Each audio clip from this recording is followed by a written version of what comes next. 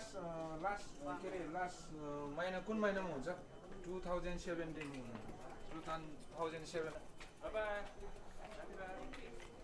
मेरो सिंहबहादुर मोक्तान हो घर सिन्धुली म चाहिँ ड्राइभिङ गर्छु अहिले पोखरातिर छु साइकल लिएर हिँड्दै सिंहबहादुर मोक्तान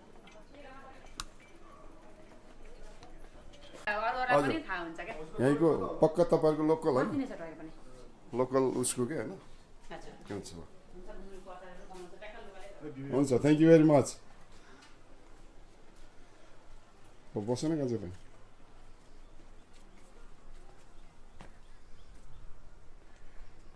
पोखरा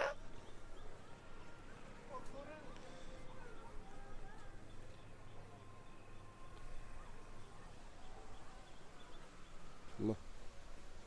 यहाँ टोलकै बसिरहेछ यी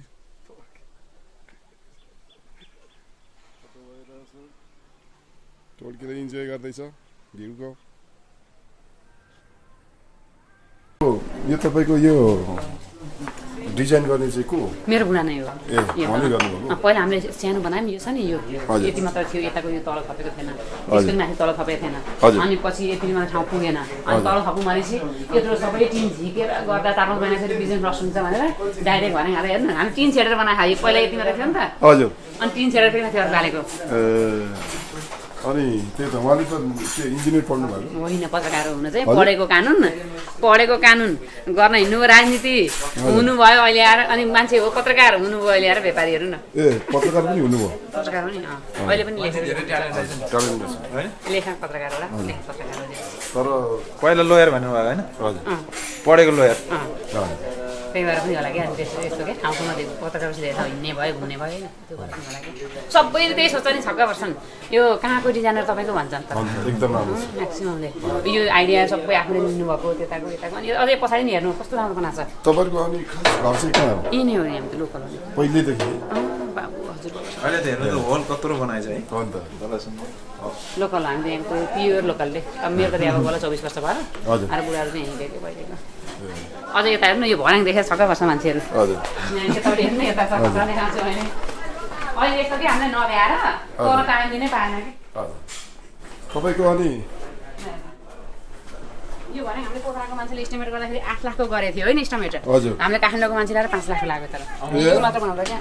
यो त एकदम बोल्यो अन्त यसले खाँदो रहेछ क्या यो गाडीमा हाल्ने यस्तो रे हजुर अनि यो 5 लाखको इस्टिमेटमा सामान मान्छे ल्याउँदाखेरि झन् 5 लाख 3 लाख सस्तो पऱ्यो है त्यही त यो पोखराको जे नि महँगो छ त्यो भएर हो क्या अनि यहाँबाट तल हजुरको माइत चाहिँ कहाँ पऱ्यो त मेरो त इलामको चाहिँ इलाम हो वहाँ पनि राम्रो यहाँ पनि राम्रो तपाईँ सबै लकी रहेछ त त्यही त तर यस्तो इलामको राम्रो पनि मौसम राम्रो उहाँ त्यही एउटा हिमाल छैन हिमाल हेर्न फेरि श्रीअन्तु जानुपर्छ नि त 10 वर्ष स्कुल पढाएँ यहीँ नै हुनुहुन्छ मैले उतै स्कुल पढाएको 10 वर्ष म त मास्टर नि पहिला त ए टिचर नि हुनुहुन्थ्यो ए के स्कुल पढाउनु भएको कम्प्युटर साइन्स पढाउँथेँ हजुर अनि 4 र 5 मा चाहिँ म्याथ पढाउँथेँ हजुर 3 चाहिँ कहिले पढाउँथेँ अनि 10 वर्ष जागिर खाएँ अनि त्यही त हाम्रो गभर्मेन्टको स्यालेरी कहाँ दिन्छ है अनि जोइन्ट फ्यामिलीमा बस्ने अनि स्यालेरी पनि थोरै भयो अनि बुढो पनि पत्रकार भएर वाक्क हुनु पर्नुभयो नि त स्यालेरी हुनु नि त पत्रकारको पनि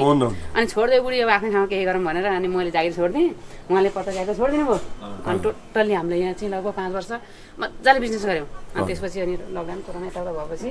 अनि फेरि अहिले बुढो फेरि यताउता भन्नुहुन्छ राजनीतितिर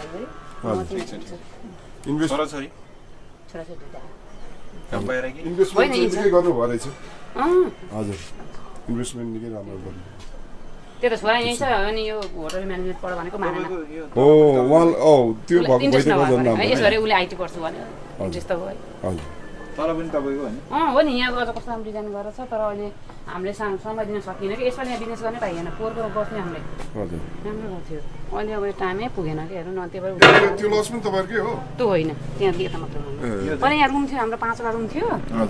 अनि यस्तो भइदियो कि अब पहिला बुकिङ गर्छ होइन आउने बेला त लोकल केटाकेटीहरू आइदिने के अनि अब पत्रकार मान्छे उहाँ म टिचर मान्छे है अनि एकातिर पुलिसको खन्ना पऱ्यो भने कत्रो बेइज्जत है थोरै पैसाको लागि अनि बन्द गरेर राख्यौँ बन्द गर्दा पनि मान्छेले के भन्ने दिनु न रुम हुँदाहुँदै नदिने भन्छ दिउँसो रुम देऊ भन्न आउँछ 1 घन्टालाई अनि हामीले त्यत्रो खर्च गरेर बनाएको रुम त्यस्तो हेर्नु भत्काइदियो हुँदाखेरि अलिकति समाजमा पनि लज्जित हुन्छ है यहीँको लोकल हेर्नु न हामी जस्तो बाहिरबाट व्यवहार गर्न आएको मान्छे भएको पैसाको लागि मात्रै हेरेको जस्तो हुन्छ हामी यहीँको पुर्खौली अनि हाम्रो बाबुहरूको पुर्खौली सम्पत्ति नै छ एउटा कुरो अरू कुरो हामी आफ्नै बिजनेस स्थापित गरेर है अनि बेइज्जत हुन त नि त्यो भन्दा नि तपाईँको अर्को नजरले हेर्छ क्या मान्छे हो त्यो भएर नि हाम्रो रुम अब हाम्रो त छोरी हुर्किँदैछ छोरा हुर्किँदैछ अब बुकिङ गरेपछि त मान्छे दिनु पर्यो एक्सेप्ट त्यो अप्ठ्यारो है अनि हामीले राखेर रुमै भत्काइदिउँ 3-4 वर्ष भयो 1 वर्ष जति राखेर रुमै फालिदियो हजुर अनि यो गाउँहरूलाई चाहिँ के भन्छ त हजुर कोदी कोदी कोदी कोदी कोदी सबै आफ्नो आफ्नो सम्पत्ति छ बाहिरबाट आएको कोही छैन लोकल मान्छेहरू बाहिरको मान्छेलाई त किन्न पनि दिँदैन होला खै यो खासै त्यही त आफूहरू बजारतिर पनि खासै गर्छ छैन सिटीतिर अब हुन त हुने भएन घरेहरू हजुर बस्नु नि बस्छ खासै बाहिरको मान्छे छैन अहिले कति वर्षपछि उतै नयाँ बनेको त्यो रन गरेर स्याङ्जाको मान्छेको ए नयाँ बनेको खाना खुवाउनु भयो हजुर थ्याङ्क यू अर्कोचोटि आइहाल्छ म हुन्छ म त अब संसार घुम्नुपर्छ है आइहाल्छ हामी नेपालीको बाहिर नराम्रो के कमाएपछि रमाउन नहिँड्ने के हो त्यो कमाएपछि रमाउन हिँड्ने हो क्या टिचर पनि गर्नुभएको रहेछ 10 वर्ष पढाएँ नि स्कुल हजुर शिक्षित हुनुहुँदो रहेछ स्कुलको साली स्कुलमा पढाउँदाखेरि विद्यार्थीहरू हामी लुम्बिनी घुम्न गएको त्यो हामी चाहिँ बसेको त्यो बुटलको होटलको साउजीले बिहान के भनेको सर तपाईँको सबै विद्यार्थीमा यिनी ज्ञानी रहेछन् क्या मलाई पनि विद्यार्थीमा ठानेर म बल्ल 21 वर्षको थियो क्या त्यो बेला हजुर यो तलको उसलाई चाहिँ के भन्छ त्यो तलको फुर्सेकोला भन्छ फुर्सेकोला है अच्छा यो सबै फुर्सेकोला भन्छ यतापट्टि गएपछि यो छोरी पात्नु भइहाल्यो हजुर त्यो टिबेटन रिफ्युजी हो त्यो रातो ए त्यो हजुर हजुर रिफ्युजी भनेपछि त तपाईँको गभर्मेन्टकै हो नि त्यो होइन हाम्रो गभर्मेन्ट ए धेरै पहिलादेखि टिबेटनहरू पुरै हजुर यो खोला बगेर चाहिँ अन्त हेर्नु उल्टो छ है यसरी बगेर यता जान्छ क्या हजुर तर हेर्दा उता उल्टो देख्छ नि त है हजुर अनि सेतीसँग मिसिन्छ यो खोला मिसिन्छ नि त्यहाँ सेतीसँग त्यहाँ मिसिन्छ ए ऊ यहाँ मिसिन्छ होइन त्यो रिफ्युजीको तल मिसिन्छ अनि उता जान्छ त्यो हजुर उता माथितिर जान्छ तनहुको पुल छ नि हजुर टाइम छैन हामीसँग त्यो दमोलीको पुल त्यो पानी मै त पुग्छ नि ल थ्याङ्क यू यो तपाईँको के यो खास एउटै रेस्टुरेन्ट हो जस्तो लाग्यो मलाई हजुर